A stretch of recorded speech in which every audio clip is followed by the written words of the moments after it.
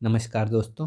इस वीडियो में हम वारिस कहानी जो कि मोहन राकेश जी द्वारा रचित है, इसके सारांश और इसके मूल संवेदना को पढ़ने वाले हैं।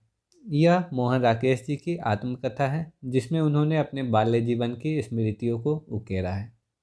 तो आइए इस कहानी के सारांश को देखते हैं, उसके बाद इसके मूल संवेदना को देखेंगे। वारिस कहानी मोहन राकेश जी की प्रसिद्ध कहानी है। इसमें लेखक के बाल्यकाल की स्मृतियों को अत्यंत सहज एवं मार्मिक रूप से प्रस्तुत किया गया है। वारिस के नायक मास्टर जी एक अजनबी व्यक्ति है जो संन्यास धारण कर पर्वतों की ओर जा रहे हैं। एक पहाड़ी शहर में मास्टर जी अपने जीवन यापन के लिए अध्यापन कार्य आरंभ करते हैं। लेखक के पिता उन्हें अपने दोनों बच्चों को अंग्रेजी पढ़ाने के लिए नियुक्त कर देते हैं। इस कहानी में बाल मन को अत्यंत सूक्ष्मता के साथ उकेरा गया है। बच्चों का पढ़ाई में मन न लगना, उनके द्वारा छोटी छोटी शरारतें करना आदि बातों का भी स्वाभाविक एवं हृदयग्राही वर्णन किया गया है। मास्टर जी बच्चों को पढ़ाते पढ़ाते उनके मोहापास में बंध जाते हैं। वे बच्चों को जीवन के सत्य से अवगत कराना चाहते हैं, परंतु बच्चे का नन्हा मन जीवन दर्शन को समझ नहीं पाता और उसे हास परिहास में उड़ा देता है। जाते हुए मास्टर जी अपने जीवन की अमूल्य निधि के रूप में अपना पेन बच्चों को दे जाते हैं।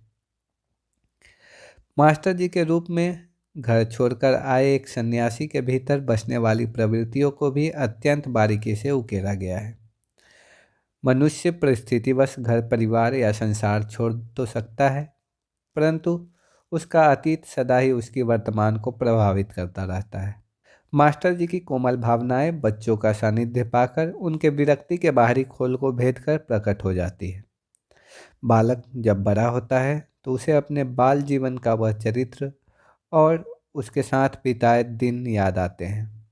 कहानी अत्यंत सहज शैली में लिखी गई है और भाषा विषय के अनुकूल सरस और प्रवाहमय है। बालक के अतीत को चित्रित करने एवं बालमन की शरारतों को उकरने में लेखक पूर्ण रूप से सफल रहे हैं। आइए अब हम इसकी मूल संवेदना को देखते हैं। वारिस संन्यास धारण कर चुके एक ऐसे व्यक्ति की कथा है जो बच्चों को पढ़ाते पढ़ाते उनके मोह में पड़ जाता है। मास्टर जी ने संन्यास धारण किया है, परंतु वे जीविकोपार्जन के लिए भिक्षा नहीं मांगते, बच्चों को पढ़ाने का कार्य करने लगते हैं।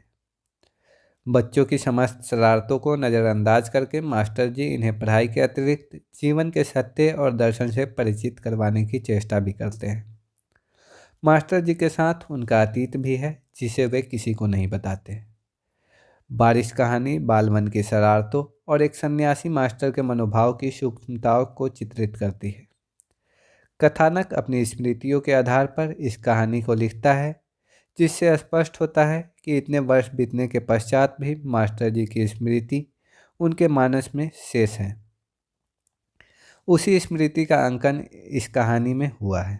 बालक होने के कारण भले ही वर्षों पहले लेखक मास्टर जी के स्नेहिल मनोभाव को नहीं समझ सका, परंतु आज परिपक्व होने पर वह उन्हें अनुभव करता है और मास्टर जी उनकी स्मृतियों में अंकित हो चुके हैं।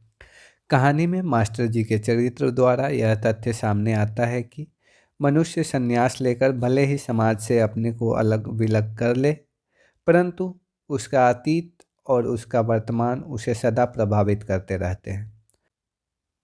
मनुष्य अपनी कोमल भावनाओं का प्रतिरूप ही समाज में ढूंढता है और सदा एक सामाजिक प्राणी बनकर ही रहता है।